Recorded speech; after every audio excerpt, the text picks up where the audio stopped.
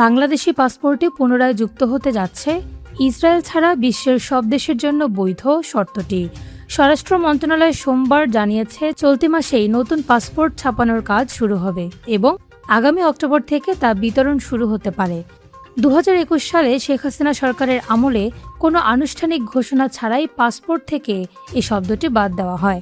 পরবর্তীতে গণঅভ্যুত্থান এবং 2023 সালে গাজা যুদ্ধ শুরুর পর থেকে এটি পুনর্বহালের জনদাবি তীব্র হয়। সম্প্রতি প্রধানমন্ত্রী তারেক রহমানের নেতৃত্বাধীন নতুন সরকার শর্তটি ফিরিয়ে আনার চূড়ান্ত সিদ্ধান্ত নেয়। স্বরাষ্ট্র মন্ত্রণালয়ের অতিরিক্ত সচিব ডক্টর জিয়াউদ্দিন আহমেদ জানান, রবিবারে এ সংক্রান্ত নির্দেশ জারি করা হয়েছে। তিনি বলেন, এই পরিবর্তন সরকারের রাজনৈতিক অঙ্গীকার ও ফিলিস্তিনি জনগণের প্রতি আমাদের সংহতি প্রকাশ করবে এবং জনগণের আকাঙ্ক্ষাকে সমুন্নত রাখবে।